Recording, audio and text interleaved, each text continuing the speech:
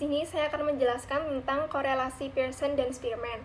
Pada dasarnya, dua korelasi ini adalah korelasi yang digunakan untuk mengukur hubungan dari dua variabel atau lebih. Untuk korelasi Pearson, itu adalah analisis yang digunakan untuk mengukur hubungan linear antara dua variabel kontinu yang berdistribusi normal. Sedangkan untuk korelasi Spearman sendiri, itu adalah analisis yang digunakan untuk mengukur hubungan monotonik dua variabel ordinal atau kontinu yang tidak harus berdistribusi normal. Untuk persamaan dari korelasi Pearson dan Spearman adalah kedua korelasi tersebut itu digunakan untuk mengukur kekuatan hubungan antara dua variabel atau lebih. Lalu keduanya memiliki nilai koefisien korelasi antara min 1 sampai 1, di mana korelasi min 1 itu menunjukkan hubungan negatif sempurna.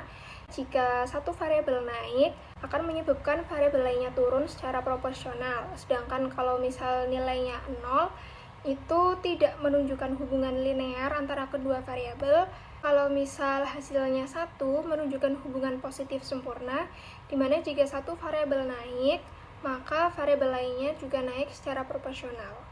Lalu untuk perbedaan antara dua korelasi ini terletak di asumsi distribusi. Kalau misal distribusi Pearson ini data harus memiliki distribusi normal, sedangkan korelasi Spearman itu tidak memerlukan asumsi distribusi tertentu. Untuk tipe hubungannya, korelasi Pearson itu mengukur hubungan linear, sedangkan korelasi Spearman mengukur hubungan monotonik.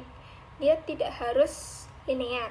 Lalu untuk tingkat pengukuran, korelasi Pearson itu digunakan untuk data yang memiliki variabel kontinu, sedangkan untuk korelasi Spearman digunakan untuk variabel ordinal, tapi kontinu juga bisa. Adapun penggunaan dan contoh korelasi antara Pearson dan Spearman.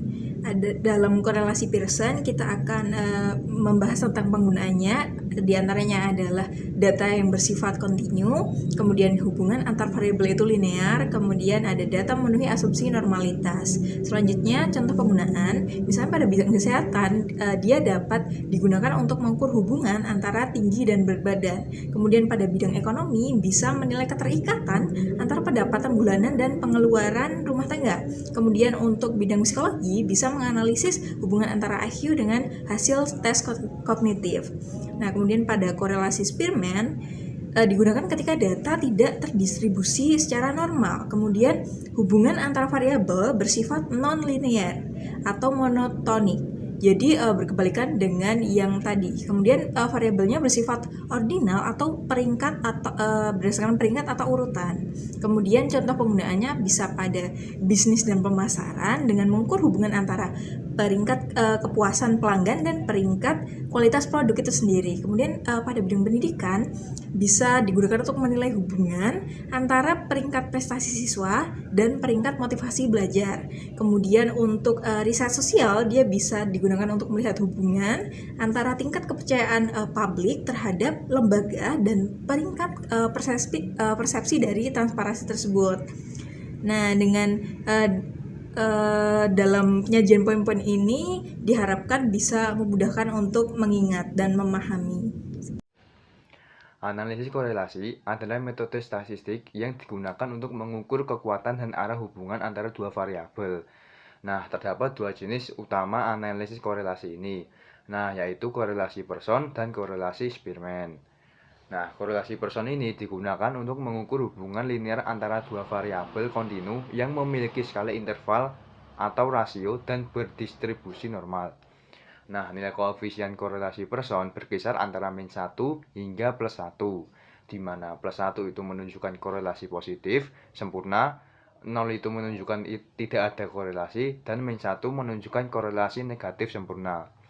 Nah, interpretasi nilai R atau nilai Pearson ini meliputi kategori sangat lemah, yaitu berkisar 0,00 sampai 0,25, cukup berkisar 0,26 sampai 0,50, kuat 0,51 sampai 0,75, dan sangat kuat 0,76 sampai 0,99. Nah, sebaliknya, korelasi Spearman ini digunakan untuk mengukur hubungan monotonik antara dua variabel ketika data berskala ordinal atau tidak berdistribusi normal. Nah, korelasi Spearman ini menghitung korelasi berdasarkan ranking data, sehingga cocok untuk data kategorik atau data numerik dengan sampel kecil. Nilai koefisien korelasi Spearman juga berkisar antara -1 hingga +1 dengan interpretasi yang serupa dengan korelasi Pearson. Nah, dalam pengujian hipotesis, jika nilai signifikansi P kurang dari 0,05, maka terdapat korelasi signifikan antara dua variabel dan sebaliknya. Pemilihan antara korelasi Pearson dan Spearman bergantung pada jenis data dan asumsi yang mendasarinya.